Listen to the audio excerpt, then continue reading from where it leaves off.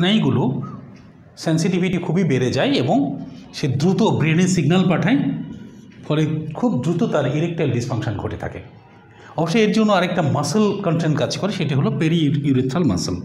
এদিক থেকে একটা কানেক্টর আছে, প্রোস্টেট থেকে কানেক্টর আছে এবং জেনারেল কানেক্টর আছে। তিনটা কানেক্টর একসাথে একটা পেরি ইউরেথ্রাল মাসেলে যোগাযোগ হয় এবং সেইটা কন্ট্রাক্ট করার সাথে সাথে বীর্যপাত ঘটে থাকে। তো এখন ব্যাপার হলো যে এখানে যে এই কন্ট্রাক্ট করবে খুব দ্রুত, এর পিছনে নার্ভাস সিস্টেমটা দায়ী, এর পিছনে মাসেল সিস্টেমটা দায়ী এবং এর পিছনে হরমোন সিস্টেমটা দায়ী। এই তিনটা সিস্টেমের সমন্বয় যদি বেটার থাকে তাহলে কন্ট্রাক্টটা দেরি করবে এবং আলটিমেটলি দেরি হবে। এখন দ্রুত কেন করছে? এই পেশেন্টের আবারও একই ঘটনা ঘটছে যে তার ডিজেনারেশন করছে, ডিজেনারেশন ফেজ। ডিজেনারেশন মানে হচ্ছে তার ক্ষয় হচ্ছে। এটা স্বপ্নদোষ থেকেও হতে পারে, হস্তমৈথুন থেকেও এগুলা ক্ষয় করতে পারে, কিংবা ব্যাড হ্যাবিট থেকে হতে পারে। মানে তার কুচিন্তা আছে সবসময় কুচিন্তা।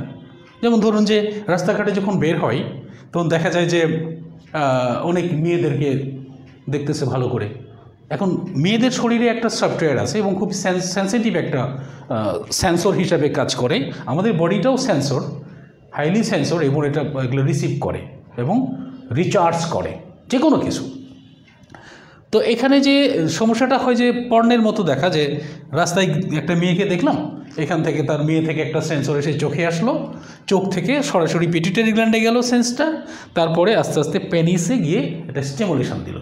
স্টিমুলেশন দিয়ে তার পেনিসটা এখন দাঁড়ানোর মতো ভাব, মানে পেনিসের সেন্সিটিভিটিটা তার উগ্রত হচ্ছে। এটা একটা বড় ধরনের সমস্যা এবং যারা বারবারই এই ধরনের মেয়েদেরকে দেখে এবং বারবারই এটা পার্শিয়াল স্টিমুলেশন ঘটে, তাদের জন্য এই দ্রুত বীর্যপাতের